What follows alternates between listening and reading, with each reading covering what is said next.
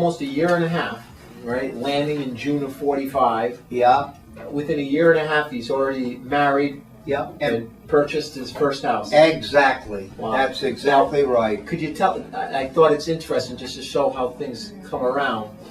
McCarthy bought the land off who? Well, McCarthy bought the land and property off an Edmund A. Nichols. Now, Edmund Nichols comes back 10 years later with the letter, correct? Very interesting, Is that Stephen. right? Yes, he does. He's the one, they're well acquainted with Edmund Nichols, and I'm certain that since they were law-abiding people and needed to have that corroborated on an official document, it was only logical that he would go to Nichols and Jim Mumford Right. for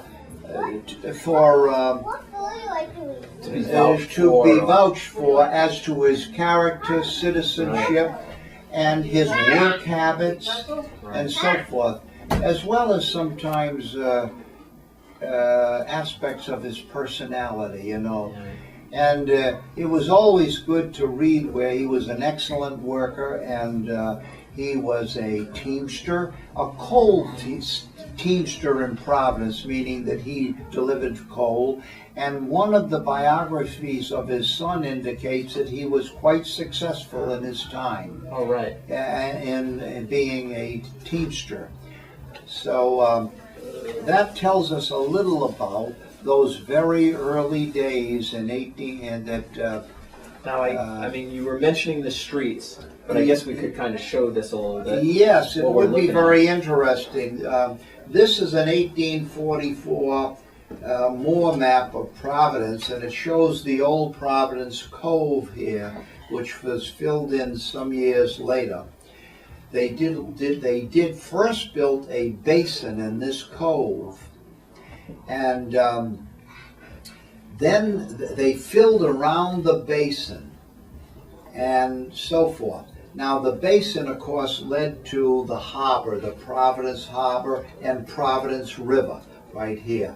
But West Clifford Street would be over on the south side of Providence, and a number of streets bordered it, Lockwood Street, and then we had Conduit Street. Some of those names changed in later years, but right near the corner of West Clifford and Pearl, if you turn the corner of Pearl and went left down on West Clifford, you would only go a few feet when you would come to the house that was owned first by Dennis McCarthy and then John Myers. And my father had indicated to me some years ago it was a very small house that was later moved, but I don't know where it was moved to, but somewhere in that location. It's long gone now, I would presume, for a number of years. But the Myerses lived in that house and then later acquired the lot at the corner of West Clifford and Pearl, and John and Catherine McCarthy built a home next to the one they lived in. Now, whether or not the small house was moved before they built is something that I'm not quite sure of. Right, wow. But it was right at that corner. So right there, landmark would be almost near Central or Classical? Oh, it was, yes, it was in the neighborhood of what is now Technical High School, which would be later on a high school. And Central High School is there today, and so is Classical High School. Right. Is currently right in that neighborhood. It's all off Broad Street. Wow. But Central High School and Classical High School would be on the west side of Broad Street, where like West Clifford and Pearl would have been on the east side of Broad Street.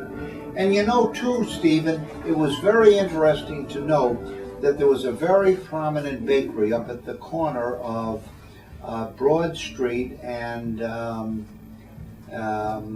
Pearl Street, and it was called Rice and Haywood. Rice and Haywood. Haywood was a very prominent family in Providence, and a member of his family became the mayor of Providence. He was one of the early mayors in Providence, Mayor Haywood. Oh, wow. Now, at the age of 17 or 18, Tim Myers did an apprenticeship in a bakery, and I was wondering where it was, and when I looked it up, he was an apprentice for Rice and Haywood. And where was it but just down the street from where he lived. Wow. So the very fact that they probably purchased bakery items from Rice and Haywood may have inspired him to want to do the same kind of work. Well, now as you're talking about, you just went into the apprenticeship of one of their sons, Timothy, who was at Rice and Hayward. Why don't you tell us a little bit about the family? So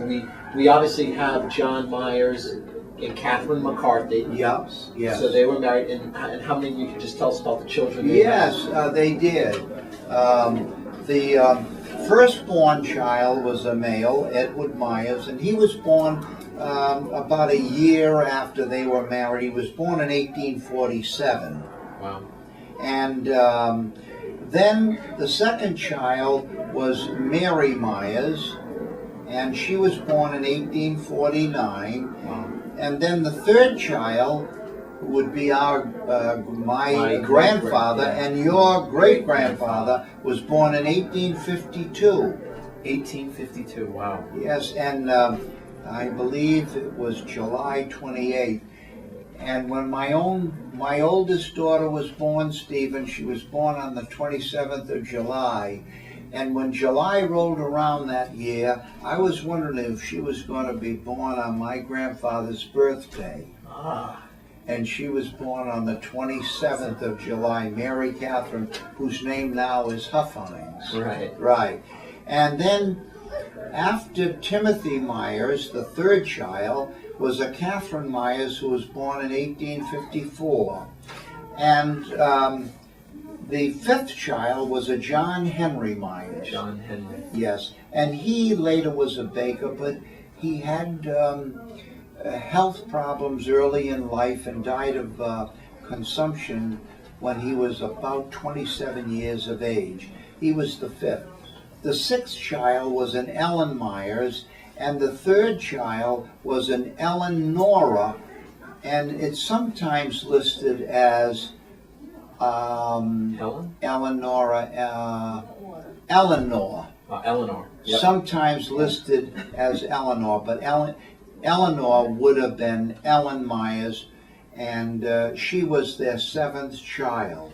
There's seven, so they had, so John Myers and Catherine McCarthy had 7 children. They did, and it would have been 3 sons and 4 daughters. 4 daughters. Wow. I have 4 daughters and 3 sons. Wow. Yeah. History repeats. Yes, that does. Yeah, quite. Wow. Yes, there are similarities to all of this. Yeah. Now, who you might want to ask about Edward? Yeah. Well, Who is he?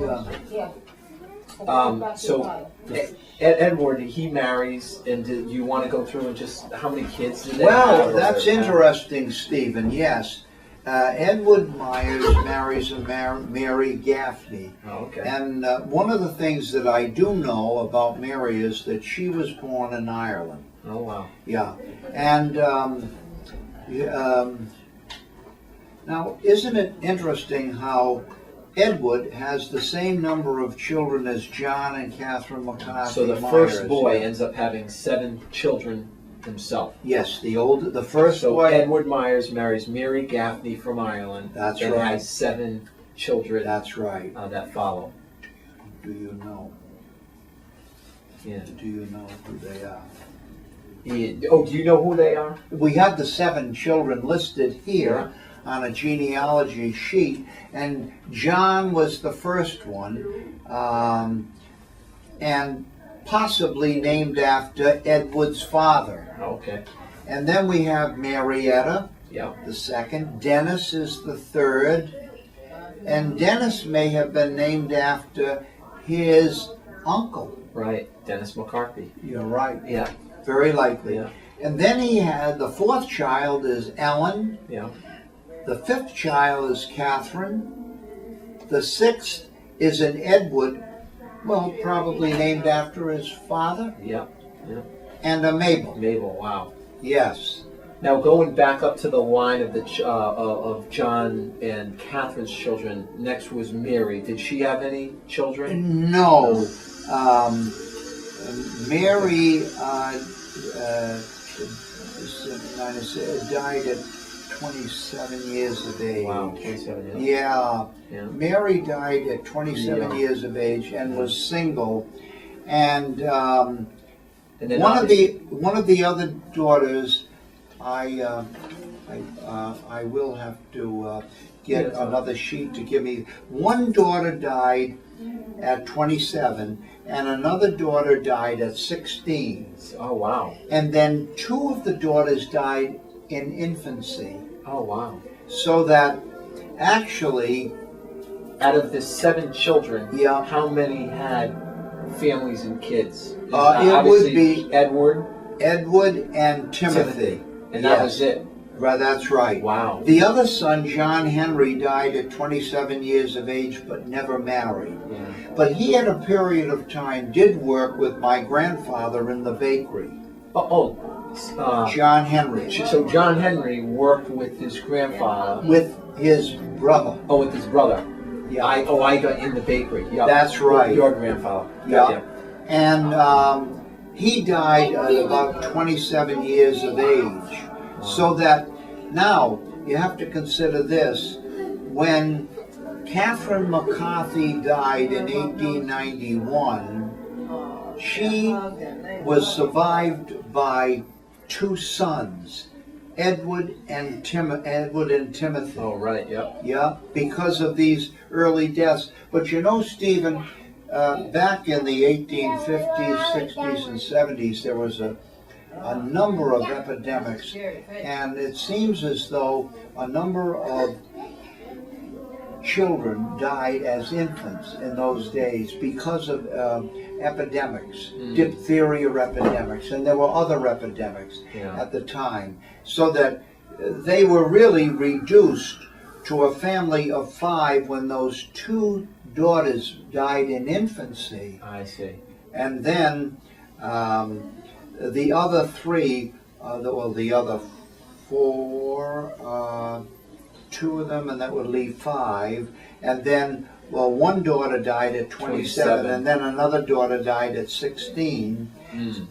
So that they lost 2 at infancy, and then another 2 relatively still young, 27. They were adults. Adults, yeah, practically. 116. But not infancy deaths. No, they weren't. But they would have. Basically, Mary, even though she dies at 27, she dies before Catherine. So that must have been hard. That must have very been hard. To see her pass prior. Before we move too deep into the family, I thought maybe it'd be good if we could just kind of close a little bit of the loop on John Myers. And what we're looking at here is his, I think it's his death certificate. Right. Okay. What do we have there? Well, what I should say is that I should indicate at this time that John and Catherine Meyer, after the apprenticeship that my grandfather had with Rice and Haywood, he evidently was not with them very long when after completing his apprenticeship. And he must have had an entrepreneurial spirit in him, because he wanted to see if he could acquire his own bakery. And he wanted to get in business for himself. So this would be Timothy. Timothy, yes, right. And so what he did was, he certainly would not think about a bakery on Broad Street near Rice and Haywood. He needed to have some space, and he went out a little further.